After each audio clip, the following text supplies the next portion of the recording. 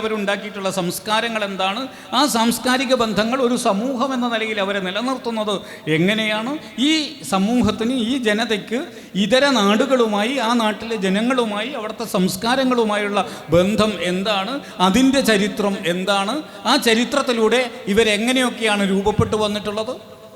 ഏതൊരു ജനതയെയും രൂപപ്പെടുത്തുന്നത് രണ്ട് തരം ബന്ധങ്ങളാണ്. ഒന്ന്, അവർക്കിടയിൽ പ്രവർത്തിക്കുന്ന ആഭ്യന്തരമായ ബന്ധങ്ങളുണ്ടാകും. മറ്റൊന്ന്, പുറത്തുള്ള ജനതയുമായിട്ടുള്ള അവരുടെ ബന്ധങ്ങളുണ്ടാകും. ഈ രണ്ട് ബന്ധങ്ങൾക്കകത്ത് നിന്ന് എങ്ങനെയാണ് ഇങ്ങനെ ഒരു സമൂഹം ഇവോൾവ് ചെയ്ത് രൂപപ്പെട്ട് വികസിച്ചു വന്നത് എന്നതിൻ്റെ ചരിത്രമാണ് പ്രാദേശിക ചരിത്രത്തിൽ നാം അന്വേഷിക്കുന്നത്. അപ്പോൾ നമ്മളൊരു പ്രദേശത്തിൻ്റെ പരിസ്ഥിതി അന്വേഷിക്കുന്നു, അവിടുത്തെ വ്യത്യസ്ത ജനവിഭാഗങ്ങളെ അന്വേഷിക്കുന്നു, അവിടുത്തെ സംസ്കാരത്തെ അന്വേഷിക്കുന്നു, പിന്നെ അവരുടെ പരസ്പര ബന്ധങ്ങളെ അന്വേഷിക്കുന്നു, അവർ മാറി വരുന്നത് എങ്ങനെയാണ് എന്നുള്ളതിനെക്കുറിച്ചും നാം പഠിക്കുന്നു. അപ്പോൾ അതൊരു ചെറിയ പ്രദേശമായതുകൊണ്ട് നാം അവരെ വളരെ വളരെ സൂക്ഷ്മമായി പഠിക്കുന്നു എന്നാണ് അതിൻ്റെ അർത്ഥം. ഇതിന് എറിക് ഹോബ്സ്ബോം എന്ന് പറയുന്ന പണ്ഡിതൻ, അദ്ദേഹമൊക്കെ പറയുന്ന ചില ഉദാഹരണമുണ്ട്. അദ്ദേഹം പറയുക, നമ്മൾ പലതും പഠിക്കുമ്പോൾ, ശാസ്ത്രത്തിൽ നമ്മൾ പഠിക്കുമ്പോൾ നമ്മൾ ഉപയോഗിക്കുന്ന രണ്ട് ഉപകരണങ്ങളാണ്, ഒന്ന് മൈക്രോസ്കോപ്പും ഒന്ന് ടെലസ്കോപ്പും. മൈക്രോസ്കോപ്പ് എന്ന് പറയുന്നത് നമുക്ക് എല്ലാത്തിനെയും മാഗ്നിഫൈ ചെയ്ത് വലുതായി കാണാൻ സഹായിക്കുന്നു എന്നുള്ളതാണ്. അതുകൊണ്ട് അതിൻ്റെ അടിയിൽ നമ്മളൊരു ഉള്ളിത്തോല് ഉള്ളിയുടെ വേരോ തോലോ കട്ട് ചെയ്ത് വെച്ചാൽ നമുക്കതിന് സ്കൂളിൽ പഠിച്ച കുട്ടികൾക്ക് ഓർമ്മയുണ്ടാകും. അതിനകത്തുള്ള കോശങ്ങൾ, കോശമർമ്മം എല്ലാം വലുതായി കാണാൻ പറ്റും, നമ്മൾ നേരിട്ട് നോക്കിയാൽ കാണാൻ പറ്റാത്ത മട്ടിൽ. പ്രാദേശിക ചരിത്രം എന്ന് പറഞ്ഞാൽ ഇതാണ്. നമ്മൾ നേരിട്ട് നോക്കിയാൽ കാണാൻ കഴിയാത്ത തരത്തിൽ, നേരിട്ട് കാണാൻ കഴിയാത്ത തരത്തിലുള്ള പലതിനെയും നമുക്ക് കണ്ടെത്താൻ സാധിക്കും പ്രാദേശിക ചരിത്രത്തിലൂടെ എന്നുള്ളതാണ്. അതെങ്ങനെയെന്നുള്ളതിൻ്റെ ഉദാഹരണത്തിലേക്ക് നമുക്ക് തുടർന്ന് പോകാം. എന്നാൽ ടെലസ്കോപ്പ് ഉപയോഗിക്കുന്നത് എന്തിനാണ്? നമുക്ക് ദൂരെയുള്ള വസ്തുക്കളെ കാണാനാണ്. വളരെ ദൂരെയുള്ള വസ്തുക്കളെ അടുത്ത് കാണാൻ ടെലസ്കോപ്പ് ഉപയോഗിക്കും. നമ്മളൊരു ദേശരാഷ്ട്രത്തിൻ്റെ ചരിത്രം എഴുതുന്നത്, ലോക ചരിത്രം എഴുതുന്നത് ടെലസ്കോപ്പ് ഉപയോഗിച്ചിട്ടാണ്. അപ്പോൾ നമ്മൾ അടുത്തുള്ളതിനെയല്ല കാണുക, ദൂരെയുള്ളതിനെയാണ് കാണുക. ഇത് രണ്ടും തമ്മിലുള്ള വ്യത്യാസം എന്ന് പറയും. അപ്പോൾ 70കളിൽ ഈ തരത്തിൽ പ്രാദേശിക ചരിത്ര രചനയിലേക്ക് ഊന്നലുണ്ടാകുന്നതിൻ്റെ ഒരു കാരണമുണ്ട്. കാരണം നമ്മൾ 40കൾ എന്നൊക്കെ പറയുന്നത് ദേശരാഷ്ട്രം രൂപപ്പെടുന്ന ഒരു കാലഘട്ടമാണ്, ലോകത്തെല്ലായിടത്തും, ഇന്ത്യയിൽ പ്രത്യേകിച്ചും. അതുകൊണ്ട് നമുക്ക് നമ്മുടെ രാജ്യത്തെ നിർമ്മിച്ചെടുക്കണമെങ്കിൽ രാജ്യത്തിനൊരു പൊതുവായ ചരിത്രം വേണം, രാജ്യത്തിനൊരു അതിനാണ് നമുക്ക് പൊതുവായ പ്രതീകങ്ങൾ ഉണ്ടായിത്തീരുന്നു, ഒരു ഭരണഘടന ഉണ്ടാകുന്നു. ഇങ്ങനെയാണ് പല വ്യത്യാസങ്ങളുള്ള ഇന്ത്യ എന്ന് പറയുന്ന എല്ലാവരും പറഞ്ഞിട്ടുള്ളൊരു കാര്യമാണ്, ഒരു അത്ഭുതമാണത്.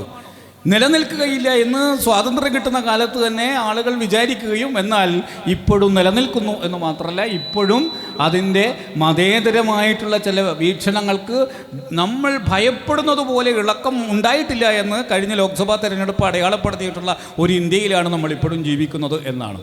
അപ്പോൾ അങ്ങനെ ജീവിക്കാവുന്ന മട്ടിൽ, നിലനിൽക്കാവുന്ന മട്ടിൽ ഒരു ഏകീകൃത ചരിത്രം, ഏകീകൃതമായിട്ടുള്ള പ്രതീകങ്ങൾ, സ്ഥാപനങ്ങൾ, ഇതൊക്കെ രൂപപ്പെടുത്തിയെടുക്കുക എന്നുള്ളതാണ് ആ കാലത്തെ ചരിത്രരചനയുടെ പ്രഥമ പരിഗണനയായിട്ട് ഉണ്ടായിരുന്നത്. അതുകൊണ്ട് നമുക്ക് അത്തരം ചരിത്രങ്ങളുണ്ടായി. പക്ഷേ അത് കഴിഞ്ഞ് ആഗോളീകരണത്തിലേക്കൊക്കെ പോകുമ്പോൾ, ആഗോളീകരണം എന്ന് പറയുന്നത് പ്രാദേശികമായിട്ടുള്ള സംസ്കാരങ്ങളെ ഫോസിലൈസ് ചെയ്യുന്ന, അതിനെ ഫോസിലുകളാക്കി മാറ്റുന്ന, അതിനെ വെറും രൂപങ്ങൾ മാത്രമാക്കി മാറ്റിക്കളയുന്ന നമ്മുടെ സൗന്ദര്യബോധത്തെ, നമ്മുടെ പലതരം മൂല്യബോധങ്ങളെ, നമ്മുടെ ചരിത്രബോധങ്ങളെ ഒക്കെ കലക്കിക്കളയുകയും അതിനെ ഇല്ലാതാക്കുകയും മായ്ച്ചു കളയുകയും ലോകത്തിൻ്റെ ഒരു പൊതുബോധത്തിലേക്ക് ആളുകളെ മാറ്റി വ്യാവർത്തിപ്പിച്ചെടുക്കുകയും ആർക്കു വേണ്ടി എന്ന് ചോദിച്ചാൽ വിപണിക്ക് വേണ്ടിയാണ്.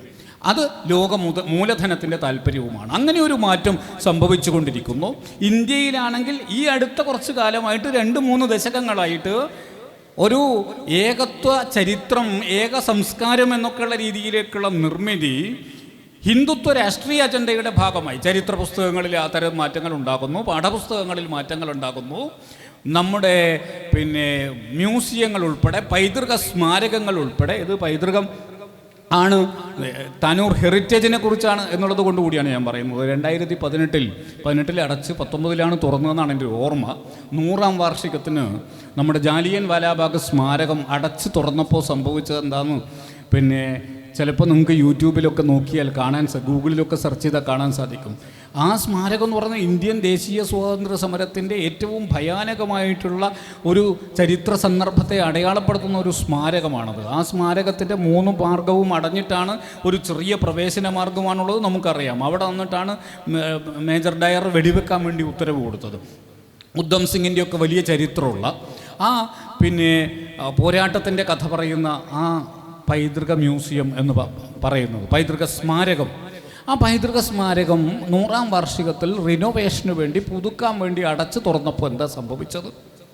അതിൻ്റെ പ്രവേശന മാർഗത്തിൻ്റെ 2 ഭാഗത്തും ഞാൻ പറഞ്ഞു, അത് കാണുമ്പോൾ തന്നെ ആളുകൾക്ക് ഭയമാകും. അവിടെ സന്ദർശിക്കാൻ വരുന്ന എത്രയോ ആളുകൾ സാധാരണരായിട്ടുള്ള ഈ പൊതു ചരിത്രം, ഞാൻ നേരത്തെ പറഞ്ഞ അക്കാദമിക ചരിത്രം പഠിച്ച ആളുകളൊന്നുമല്ല, ഇന്ത്യൻ ചരിത്രത്തെക്കുറിച്ച്, ദേശീയ സ്വാതന്ത്ര്യ സമരത്തിൻ്റെ പോരാട്ടത്തെക്കുറിച്ചൊക്കെ ജനകീയമായ ചരിത്രങ്ങളിലൂടെ കേട്ടുവരുന്ന സാധാരണ മനുഷ്യർ അവിടെ പോയി ഇരുന്നിട്ട് ഈ ഭീകരമായിട്ടുള്ള ഈ അവസ്ഥ കാണുകയും അന്നത്തെ ചരിത്രത്തെക്കുറിച്ച് ഓർമ്മിക്കുകയും അവിടുത്തെ ചുമരുകളിൽ ഉള്ള വെടിയുണ്ട, ആളുകൾ ജീവനോടെ ചാടി മരിച്ച അവിടുത്തെ കിണർ, ഇതെല്ലാം കണ്ട് അവിടെ ഇരുന്ന് പ്രാർത്ഥിക്കുകയും കരയുകയും ചെയ്യുന്നത് ആ സന്ദർശകരെ കാണുന്ന ആളുകൾ ഓർമ്മകളായിട്ട് പറഞ്ഞു വെച്ചിട്ടുണ്ട്. അമ്മാതിരി ഒരു സ്മാരകം പുതുക്കാൻ വേണ്ടി അടച്ചു തുറന്നപ്പോൾ സംഭവിക്കുന്നത്, ആ പ്രവേശന കവാടത്തിൻ്റെ ഇരുവശത്തും മനോഹരമായ ചിത്രങ്ങൾ, ശില്പങ്ങൾ ഒക്കെ വെച്ചിരിക്കുകയാണ്.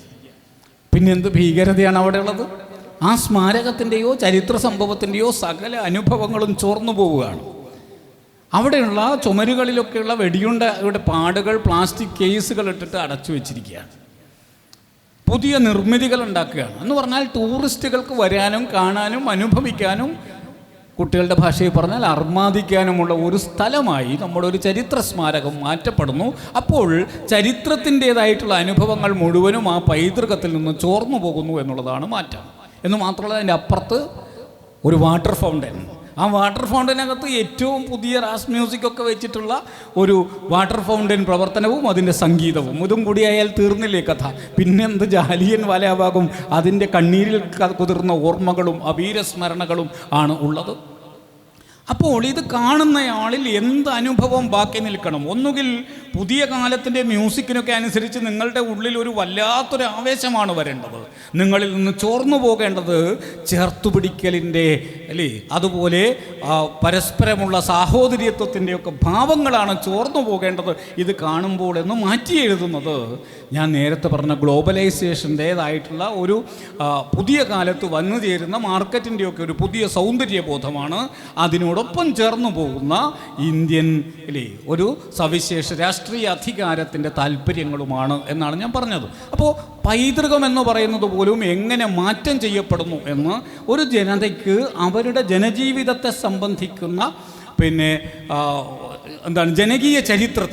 ജനകീയ ചരിത്രത്തെയും അത്തരം ചരിത്രബോധങ്ങളെയും ഉൽപ്പാദിപ്പിക്കുന്ന സ്ഥാപനങ്ങൾ പോലും എങ്ങനെ മാറിപ്പോകുന്നു എന്നുള്ള ഒരു സന്ദർഭത്തിൽ ആണ് നമ്മൾ 70കൾക്കൊക്കെ ശേഷം, ഇത് 90കളിലാണ് സംഭവിക്കുന്നതെങ്കിലും അതിലേക്കുള്ള സഞ്ചാരത്തിൻ്റെ തുടക്കം ലോകത്ത് അതിനു മുമ്പ് തന്നെ സംഭവിക്കുന്നുണ്ട്. അമ്മാതിരി ഒരു ഘട്ടത്തിലാണ് 70കളിൽ രഞ്ജിത്ത് ഗുഹയെ പോലെയൊക്കെയുള്ള ആളുകൾ സബാൾട്ടൺ ഹിസ്റ്ററി എന്നൊക്കെയുള്ള പേരിൽ ജനകീയ ചരിത്രരചനയിലേക്ക് പോകുന്നത്. അതാണ് പിന്നീട് പ്രാദേശിക ചരിത്രരചന എന്ന പേരിൽ ഇന്ത്യയിലും കേരളത്തിലും ഒക്കെ വികസിച്ചു വരുന്നത് എന്നാണ്. ഇനി ആ ചരിത്രരചന നേരിടുന്ന ഒരു പ്രശ്നം എന്താണെന്ന് ചോദിച്ചാൽ, സമയമായോ? ഒരു 5 മിനിറ്റ് കൂടെ നിർത്താം, ഞാൻ വിശദീകരിക്കില്ല. ഇനി ഞാൻ 2-3 പോയിന്റുകൾ മാത്രമേ പറയുന്നുള്ളൂ. ആ ചരിത്രരചന നേരിടുന്ന ഒരു പ്രശ്നം, നമ്മൾ നേരത്തെ പറഞ്ഞ അക്കാദമിക ചരിത്രരചനയ്ക്ക് നമുക്ക് ആർക്കൈവുകളുണ്ട്, അതുപോലെ പഠിക്കാൻ വേണ്ടിയുള്ള സ്ഥാപനങ്ങളുണ്ട്, തെളിവുകൾ കിട്ടാൻ വലിയ പ്രയാസങ്ങളില്ല, ഇതൊക്കെ ഉണ്ട്. നേരത്തെ എഴുതി വെക്കപ്പെട്ടിട്ടുള്ള ചരിത്രങ്ങളുണ്ട്. നിങ്ങൾ പ്രാദേശിക ചരിത്രരചനയ്ക്ക് പോകുമ്പോൾ നിങ്ങൾക്ക് ഇമാതിരി ഒന്നും ഉണ്ടാവുകയില്ല. നിങ്ങൾക്ക് വാമൊഴി പാട്ടുകളോ കഥകളോ പുരാവൃത്തങ്ങളോ അമ്മാതിരി സംഗതികൾ മാത്രമേ ഉണ്ടാവുകയുള്ളൂ. അതിൽ നിന്ന് പ്രാദേശികമായ ഒരു ചരിത്രത്തെ നിർമ്മിച്ചെടുക്കണമെങ്കിൽ ഇന്നൊവേറ്റീവായിട്ടുള്ള ഏറ്റവും പുതിയ ചരിത്രത്തിൻ്റെ രീതിശാസ്ത്രങ്ങളിലേക്ക് നമുക്ക് പോകേണ്ടതായി വരും. ആ രീതിശാസ്ത്രത്തെക്കുറിച്ച് പിന്നെ എപ്പോഴെങ്കിലും നമുക്ക് ചർച്ച ചെയ്യാമെന്ന് മാത്രമേ ഇപ്പോൾ പറയാൻ സാധിക്കുകയുള്ളൂ. മറ്റൊന്ന്, ഇതൊരു പ്രദേശത്തിൻ്റെ ചരിത്രമല്ല, മറിച്ച് പ്രാദേശികവൽക്കരിക്കപ്പെട്ട ചരിത്രമാണ്. നമ്മളൊരു പ്രദേശത്തിന് മാത്രമായിട്ടൊരു ചരിത്രമില്ല. അത് ഞാൻ നേരത്തെ ചെറിയ തോതിൽ സൂചിപ്പിക്കുകയും ചെയ്തു. പ്രാദേശിക ചരിത്രം എന്ന് പറയുന്നത് ഇപ്പോൾ താനൂരിൻ്റെ മാത്രം ചരിത്രമല്ല. വെട്ടത്ത് നാടിനോടൊപ്പം നിൽക്കാതെ താനൂർ എന്ന് പറയുന്ന പ്രദേശത്തിനൊരു ചരിത്രം ഉണ്ടാവില്ല. വെട്ടത്ത് നാടിന് അക്കാലത്തെ മറ്റു നാട്ടുരാജ്യങ്ങളോട് ചേരാതെ, ഇവിടെ വന്നു പോയിട്ടുള്ള സാമൂതിരിയോടോ ബ്രിട്ടീഷുകാരോടോ ചേരാതെ വെട്ടത്ത് നാടിന് ഒരു ചരിത്രം ഉണ്ടാവുകയില്ല. അതുകൊണ്ട് ചരിത്രം എന്ന് പറയുന്നത് എപ്പോഴും ഒരു പ്രദേശത്തിൻ്റെത് മാത്രമല്ല, മറിച്ച് ലോകത്ത് നടക്കുന്ന, കേരളത്തിലോ ഇന്ത്യയിലോ കേരളത്തിലോ നടക്കുന്ന സംഗതികൾ ഒരു പ്രദേശത്ത് അനുഭവപ്പെട്ടതിൻ്റെ, അതിനെ ഒരു പ്രദേശം ചരിത്രവൽക്കരിച്ചെടുത്തതിൻ്റെ കൂടി ചരിത്രമാണ് പ്രാദേശിക ചരിത്രം എന്ന് പറയുന്നത്. ഞാൻ ചോദിക്കട്ടെ, ഇന്ത്യയിലെ സ്വാതന്ത്ര്യ സമരം എന്ന് പറയുന്നത് വയനാട്ടിൽ വേറൊരു തരത്തിലാണ്. ഇപ്പോൾ പഴശ്ശിരാജയെക്കുറിച്ചുള്ള, ഇപ്പോൾ നമ്മൾ ഏകീകരിച്ച ചരിത്രം, ഇന്ത്യൻ ചരിത്രം എന്ന് പറയുന്നത് മതവർഗീയതയെക്കുറിച്ച് പറയുമ്പോൾ അവർ മുഗൾ കാലഘട്ടത്തെക്കുറിച്ചോ അല്ലെങ്കിൽ ഫൈസബാദിലുണ്ടായ ഒരു സംഭവത്തെക്കുറിച്ചോ അല്ലെങ്കിൽ ഇന്ത്യയിലെ സാമുദായിക കലാപങ്ങളെക്കുറിച്ചോ പറയുകയും ഇന്ത്യ മുഴുവൻ ഇതായിരുന്നു നമ്മുടെ മതങ്ങൾ തമ്മിലുള്ള ബന്ധം എന്ന് ഏകീകരിക്കുന്ന ഒരു ചരിത്ര പുസ്തകത്തിൽ നിങ്ങൾക്ക് കാണാം. എന്നാൽ അങ്ങനെയല്ല എന്ന് നമുക്ക് ഈ കേരളീയമായ അനുഭവങ്ങൾ വെച്ച് പറയാൻ സാധിക്കും. പഴശ്ശിരാജാവ് ബ്രിട്ടീഷുകാർക്കെതിരെ സമരം തുടങ്ങിയപ്പോൾ അദ്ദേഹത്തെ സഹായിക്കാനുണ്ടായിരുന്നത് അത്തൻ ഗുരുക്കളും മഞ്ചേരിക്കാരൻ ഒരു മൂസയുമായിരുന്നു. എന്നാൽ ചൊവ്വക്കാരൻ മൂസയും മഞ്ചേരിക്കാരനായിട്ടുള്ള അത്തൻ ഗുരുക്കളുമായിരുന്നു എന്ന് ചരിത്രത്തിൽ രേഖപ്പെടുത്തപ്പെട്ടിട്ടുണ്ട്. ഇതൊരു പ്രാദേശിക ചരിത്രമാണ്. ഈ പ്രാദേശിക ചരിത്രത്തിൽ നമുക്ക് പറയാൻ കഴിയണം, ഇന്ത്യയിലെ മതങ്ങൾ തമ്മിലുള്ള ജീവിതത്തിൽ ഇല്ലേ, താനൂരിലെ പഴയിടത്ത് തറവാട്ടിൽ നിന്നാണ് ശോഭാപ്പറമ്പ് അമ്പലത്തിലെ ആവേനെ നിശ്ചയിക്കുന്നത് എന്നുള്ളത് ഇവിടെ നമുക്കറിയാവുന്ന ഒരു കാര്യമാണ്. താനൂരിൻ്റെ ഒരു പ്രാദേശിക സംസ്കാരത്തിൻ്റെ ഭാഗമാണത്.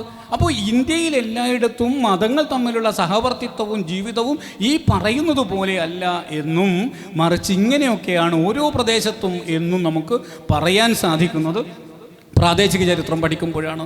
എങ്ങനെയാണ് നവോത്ഥാനം എന്ന് പറയുന്നത് ഓരോ ദിക്കിലും ഓരോ തരത്തിൽ അടയാളപ്പെട്ടത് എന്ന് ചോദിച്ചാൽ, എൻ്റെ നാട്ടിൽ നാരായണ ഗുരുവിനെ പഠിച്ചിട്ടോ അത്തരം സിദ്ധാന്തങ്ങൾ പഠിച്ചിട്ടോ അല്ല. ലോകത്തെല്ലായിടത്തും മനുഷ്യന്മാർ പൊതുസ്ഥലത്ത് നടക്കാൻ വേണ്ടി സമരം നടത്തുന്നു. ഇങ്ങനെ